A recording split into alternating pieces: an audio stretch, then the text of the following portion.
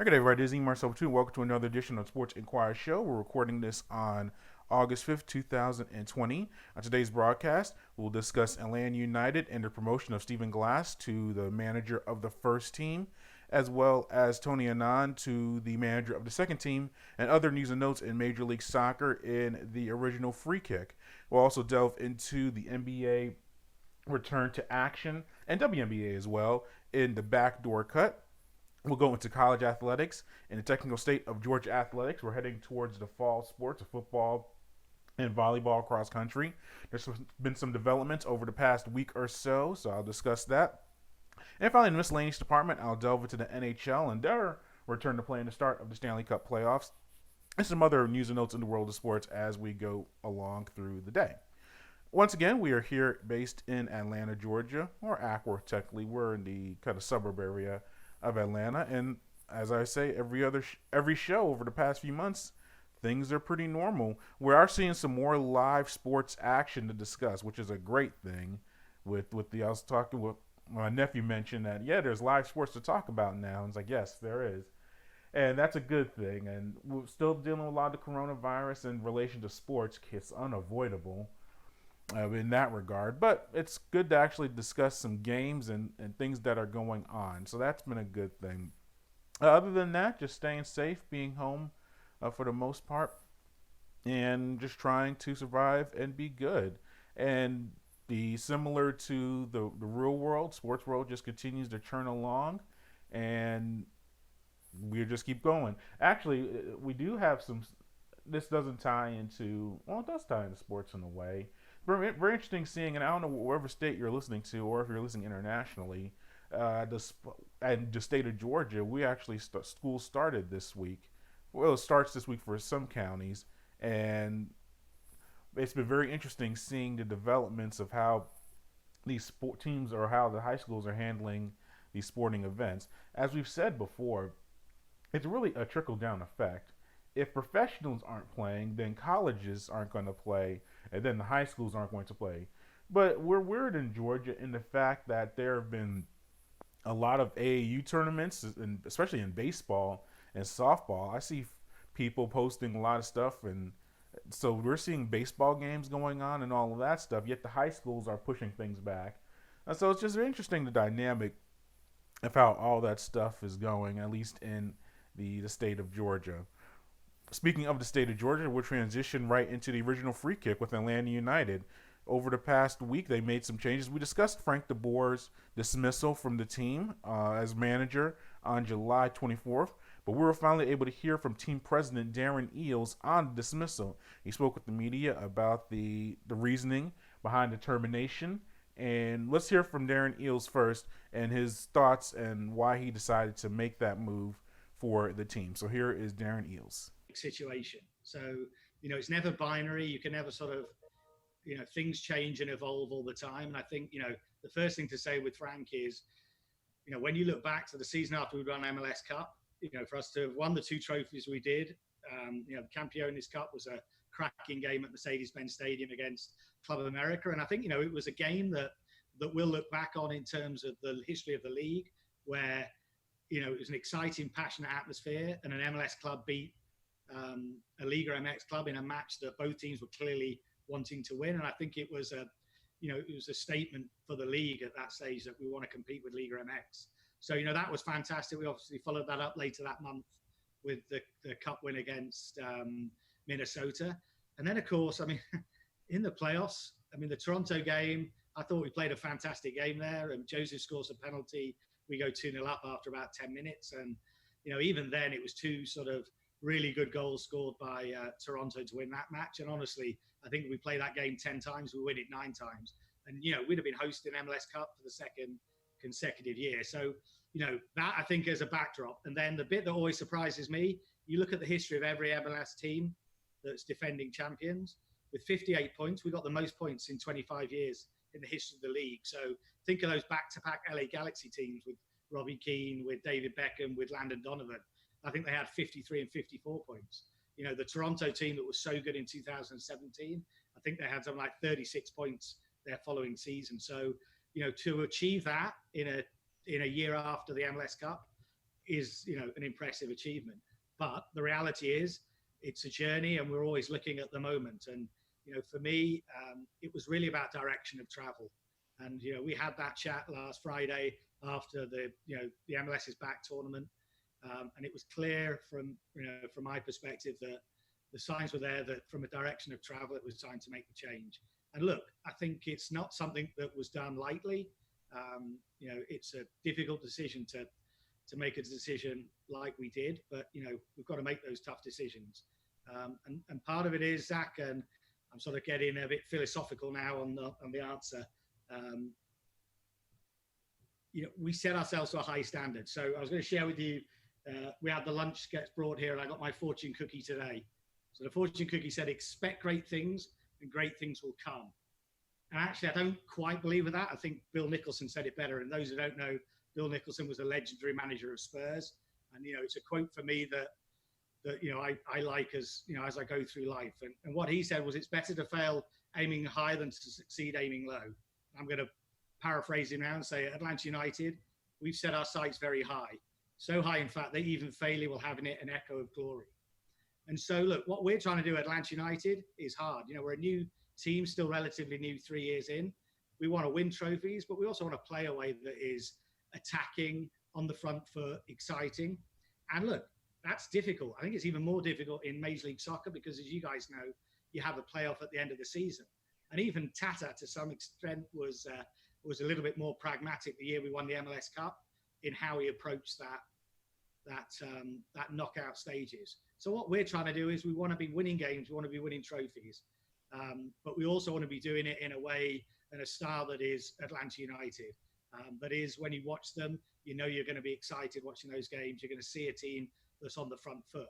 And that's a hard and a very high bar, but that's the bar we've set ourselves. And I think, that for us is what we want to do going forwards. We want to strive to do both of that, win trophies and play really good football as well. And that's tough to do, but that's the bar we're going to set ourselves. And in doing that, we're going to have to make tough decisions. We're not always going to get it right, but we want to be trying to do it so that when we do fail, at least we feel we have that echo of glory. And that was Darren Eales discussing the dismissal. And the main theme you heard from him continually was about the team and being a big club. And when I initially thought about it with the termination, when I first heard about it after the MLS's back tournament, I thought it was a little harsh because I figured the man had a bad week. Really, that's what it was, or bad 2 weeks in Orlando. They lost 3 matches and in a row. They didn't score. So not only did they go scoreless for the first time in history in 3 straight matches, but lost 3 matches in a row. You look at the overall situation. He won 2 cups last year, the Campeones Cup and won the U.S. Open Cup. 2 things the franchise had never done before. And if you look at the grand scheme of things, they're 2-3 on the season. So it's not like they are 0-5 or have not shown any life. But when you hear from Darren Eales and what they're trying to do with the team, it is kind of understandable. And I figured that if you make the move now, and we'll get into the logistics of it all in a moment, but the reality is we may not see Atlanta United back on the pitch at the earliest late August, early September, because the MLS back tournament is still going on, and we'll delve into the Final Four teams in that tournament. But that's going to end on the 11th. And if you end on the 11th, you figure you have to give the teams at least a week or two. The teams have been there to get back to their home cities and recover and everything like that. And we haven't even gotten a schedule yet, as of the recording of the show, of the next set of regular season matches. And if you're going to make a move like this, it's good to do it now. And there's also it seemed like a sense of apathy within the organization from de Boer. And you saw lifeless performances in Orlando, especially that Cincinnati contest, the second one. And the Red Bull contest, the first one of the MLS's back tournament, they lost that 1-0. Sporadic performance, but it wasn't the worst. The Cincinnati one, very lifeless. They allowed Cincinnati to have more possession, which is darn near impossible to do in a contest against that team the way that they play. And then finally they ended up losing to to Columbus to wrap up their time in MLS's back tournament. But you hear from Eales, and the biggest thing is they keep saying they're a big club, and if you look at the statistics, that does bear out. You look at top 20 in attendance around the world, literally, and those aren't fudged up numbers. Or I mean, you look at the people that you look at Manchester United, Real Madrid, like Barcelona, and a lot of the German teams like Munich and Dortmund and Atlanta United. So that's legitimate. They do draw in the 40 to 50,000 range per contest. So if you have a team that's struggling in that regard, especially in the eyes of the supporters, and we speak with supporters, whether they're friends or online, and not a lot of happy people were with the way that team was playing. You don't want to have apathy with the franchise, even though it's year 4 of the organization. So you look at those factors, and you look at the lack of development of a lot of the players, and that's where we go. Let's go to Darren Eales once again, and now we'll kind of wrap up my thoughts on it, because he discusses the style of play and where the questioning that the team had of the way they were playing under Frank de Boer. So let's hear from Darren about the team's style of play and what they want to emulate and what they want to do. There'll be different areas. Every coach, in the world has different strengths and perhaps other areas that they're not quite so strong on. I think Tata was, an unbelievable coach for us.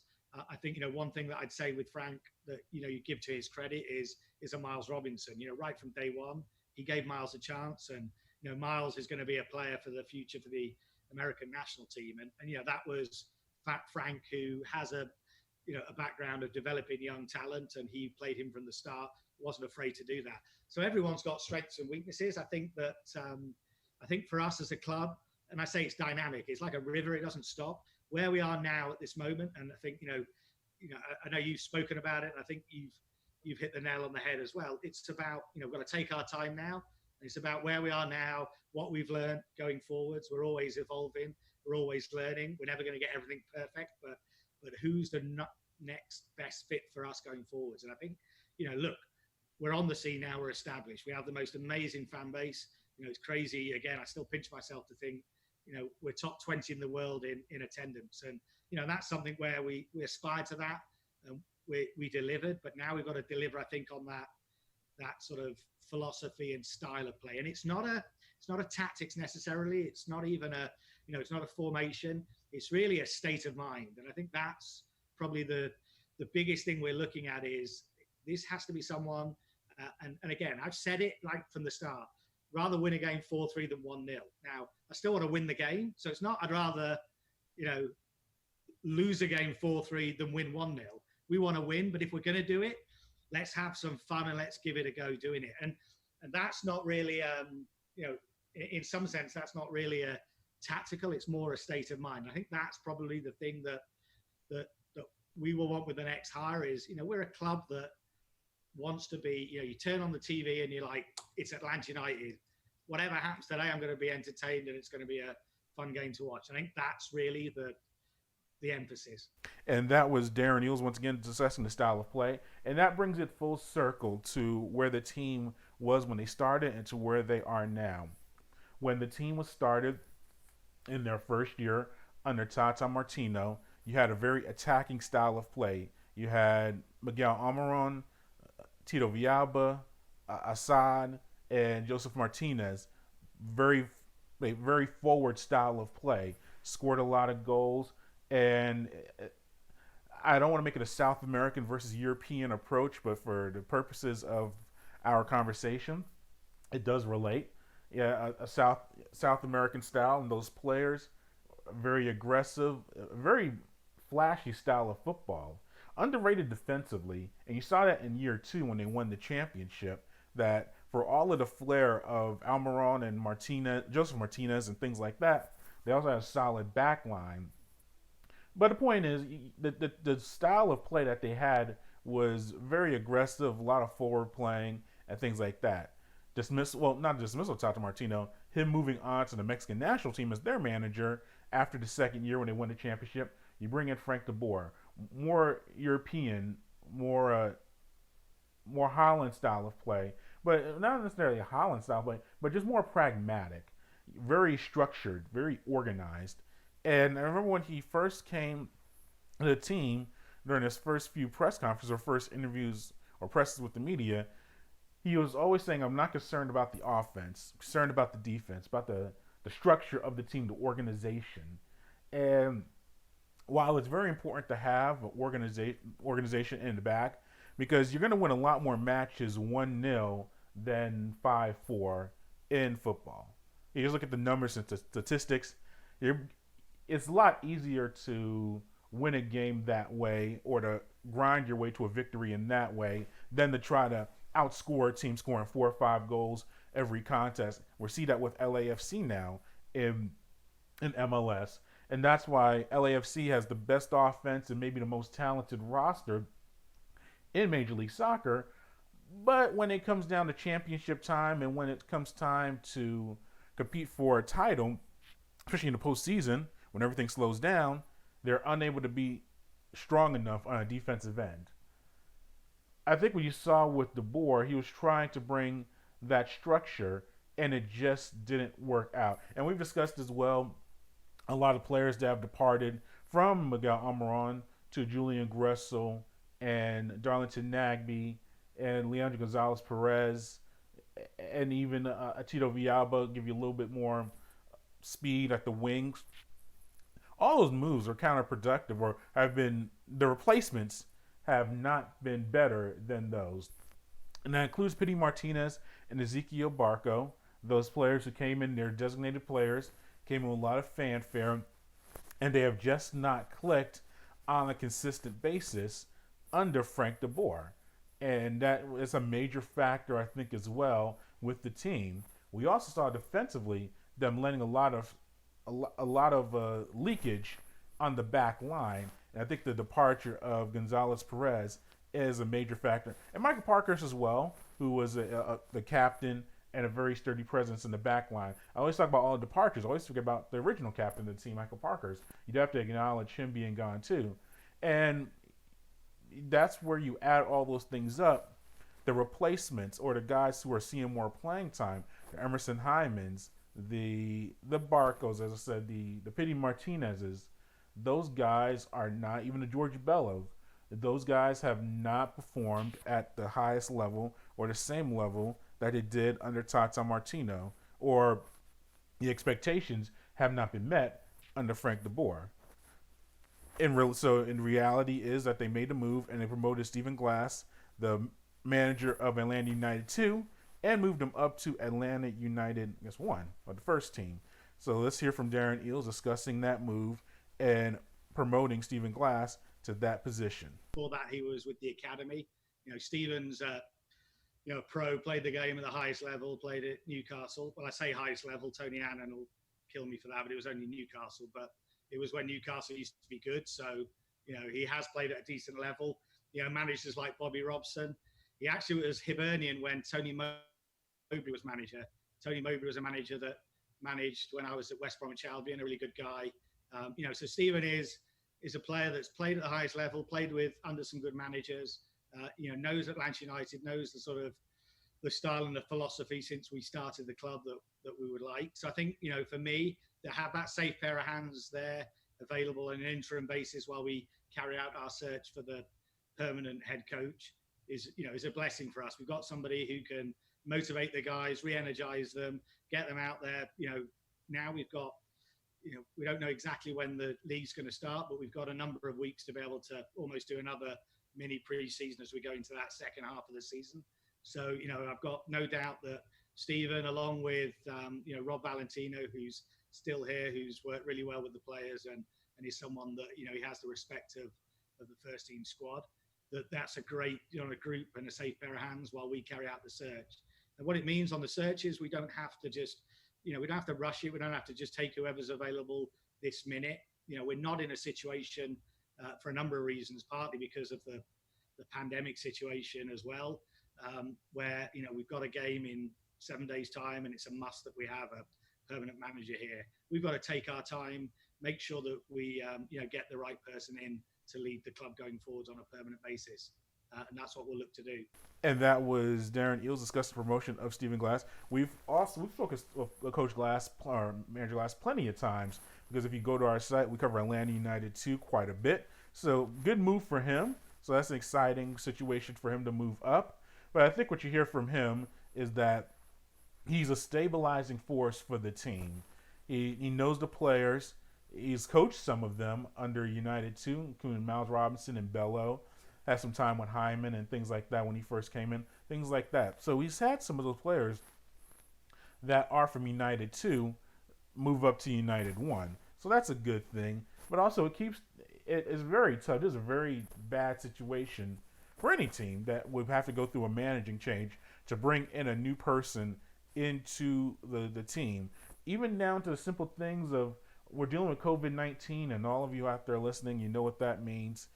Even having a guy come in and having to probably even when he steps in be quarantined and having to deal with all of the extra logistics that come with managing a team right now.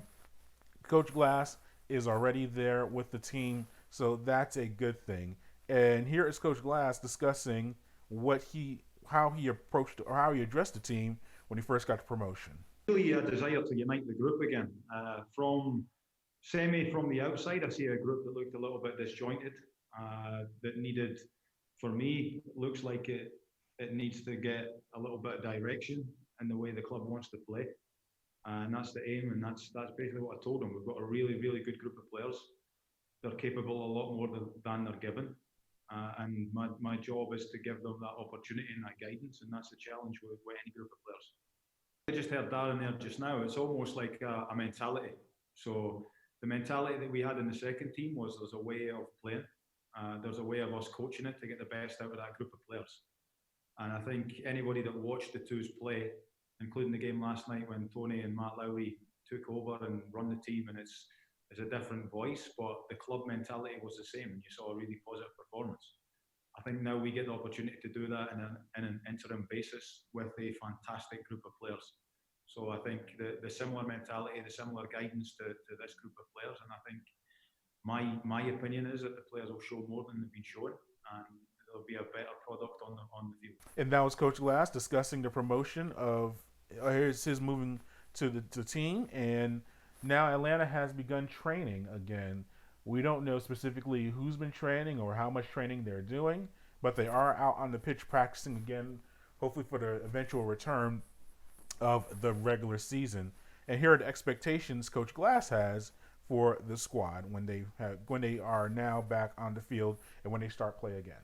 With the second team, the way that we've worked anyway, and the club ethos is about being really forward thinking. In general, anytime getting the best out of the group of players you've got. So that's the aim, quite simply. But I think it's important that we get back to being a attack-minded team, that people know what they're going to come up against and what they're going to see. When, like Dan said, like when you switch on Atlanta United on the television, you want to, if you're an Atlanta fan, you want to know what you're going to see, and you expect attacking football, you expect shots, crosses, balls flying towards the goal with some real quality in it too. So that's, to me, that's what the expectation is. An approach of the group, to me, the group needs, or obviously it needs a slightly different man management style. So that's what I feel like I'll bring, and what I'm going to offer the way that I would normally work. So I think there's a freedom needed to be given to the team. Obviously, there's got to be some structure, there's got to be tactics around it, but there's got to be an understanding of what playing for Atlanta means. And I think that is the understanding I have from working through the academy, then the second team, and hopefully now with the first team for however long it takes, that people start seeing that again, that there is a real freedom, imagination, but a clear idea of how the club is going to play.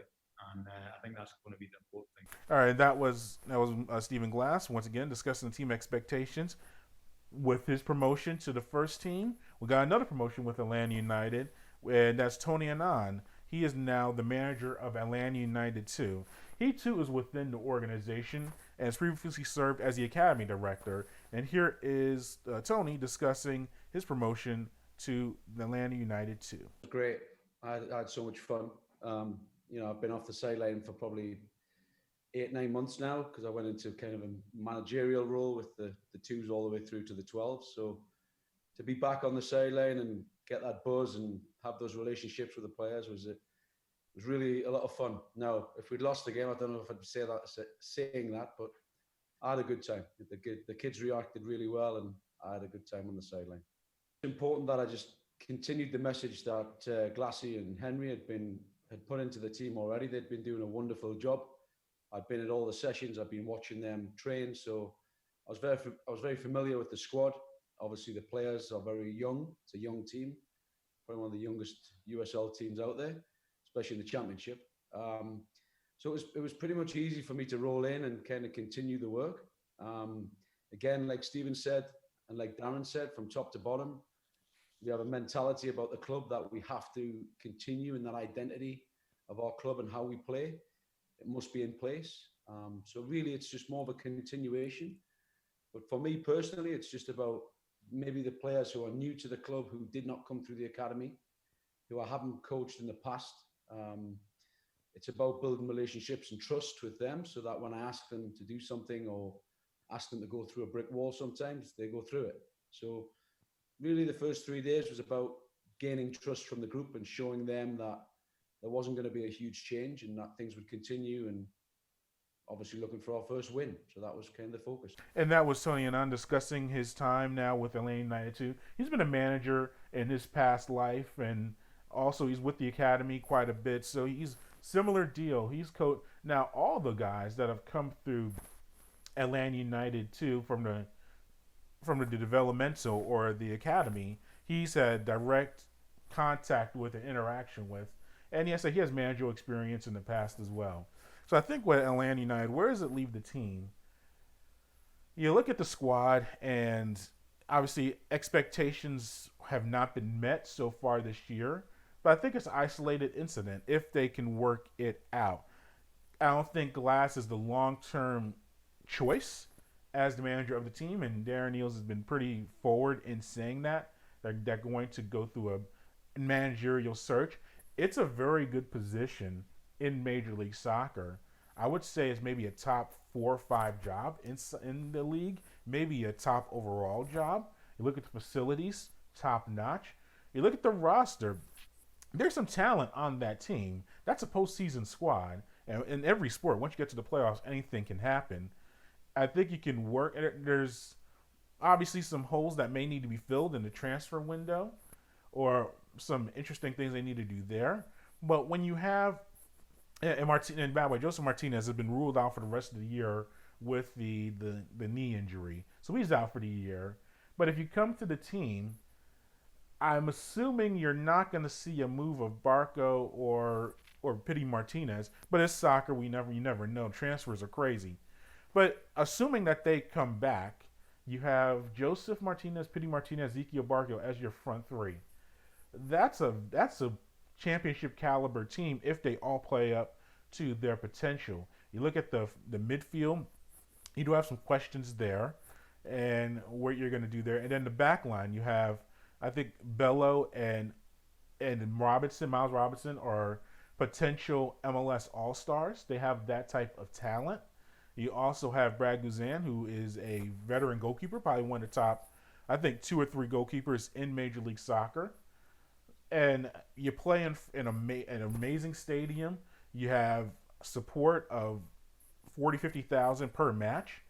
That's very tough to beat in as far as any other organization. So the potential is there for some good things. I think just that MLS is back tournament, a microscope or a flashlight on every single team in Major League Soccer. And we'll get to the semifinals, which start tonight. But I think every team, it's kind of an overreaction or underreaction. And what I mean by that is, if you have a normal regular season where you play once a week, sometimes twice, you're traveling and there's a flow of a season, I don't think you're going to have teams make a run like they are in the tournament, like in Orlando. In respect to Orlando, to be in the semifinals, but if it's a typical regular season, I don't think they'd be on a type of run like this. They've taken advantage of the opportunity and rolled with it. But is Orlando a top 4 team in Major League Soccer? I don't think so.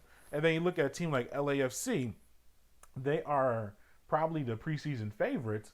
Are they as bad as they are and look as bad as they did losing to Orlando in the quarterfinals and losing that shootout? Probably not. And you have the mitigating factors of guys not being there, like Dos Santos for the Galaxy and Carlos Vela for LAFC. So you look at all those things. Is MLS back tournament a true indicator of the teams and how they're going to be for the rest of the regular season if it gets up going again? Probably not.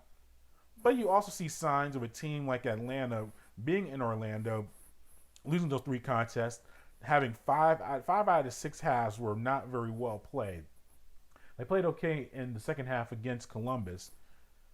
And you put all of that together, and you have a team that just was not prepared for that tournament. And when you look at that, you look at the manager, and that's the reality of it. He was relieved of his duties.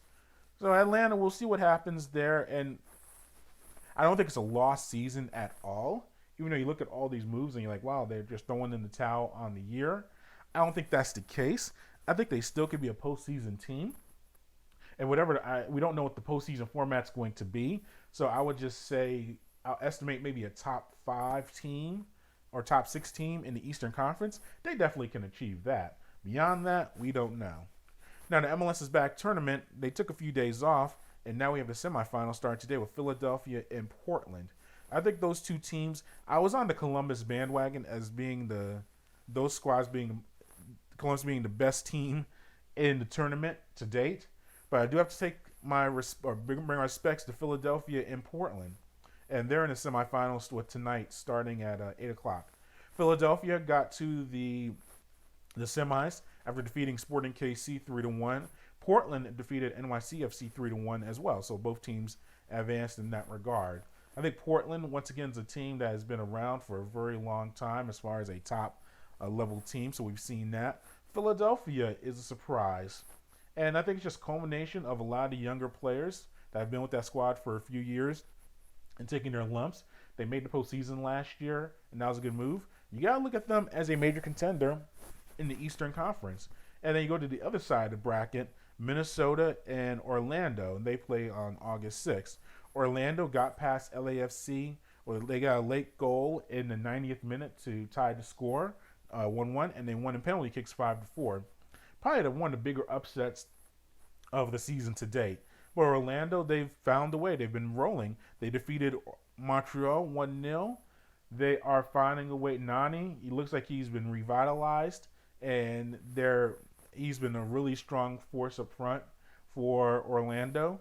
Minnesota, they had a really solid 4-1 win over San Jose. Really beat San Jose in their own game. We've seen San Jose be the squashbucklers. They've scored 5 goals in the quarterfinal or the round of 16 win over Real Salt Lake. We've joked about Wando scoring goals left and right, being revitalized, and seeing them being able to be on the front foot and score a lot of goals.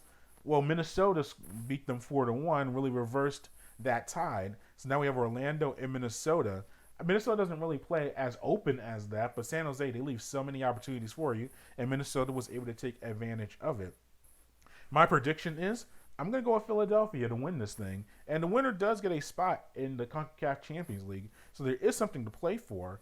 Despite the tournament part of the MLS, well, we had the tournament, the first 3 matches, that count towards regular season standings. These don't count towards standings, but still, this is a very good opportunity for one of these 4 teams to get into the Champions League that normally you probably would have said Orlando and Minnesota, no. Portland, maybe.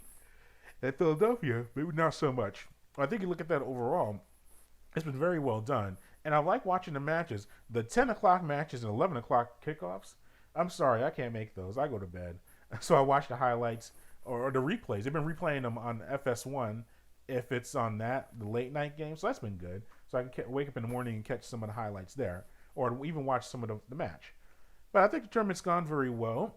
Similar to WNBA, which we'll get to in a few minutes, this type of scenario has really allowed for leagues like Major League Soccer and for the WNBA to get a lot more attention because we've been starved for live sports content, and these tournaments or formats are unique. It's not like it's a typical Saturday night and Philadelphia's playing at Portland, and it's like, there's no interest in that because it's the middle of the regular season. It's the semifinals of a tournament that has major implications. So a lot more people were interested in it and watching it, including myself. I must admit that if it was just a regular season contest, I may flip to it and watch a few minutes. But now I'm gonna be very invested in it and seeing what's going on. So I think this tournament's gone very well. Thankfully, they've been really outside of the initial start with Nashville and Dallas dealing with their health issues and their players failing the COVID test and having to be eliminated as a team from the tournament. We have not had any positive tests. I'm saying that, hopefully, knock on wood, if you believe in that. That we've not had really any positive tests in close to 2 weeks. Or if I think, yeah, so it's been a very well done, organized tournament in that regard, health wise. So they've been in the bubble, and it seems like the players and the administrators have been doing very well in that regard. So I think that's been pretty solid there.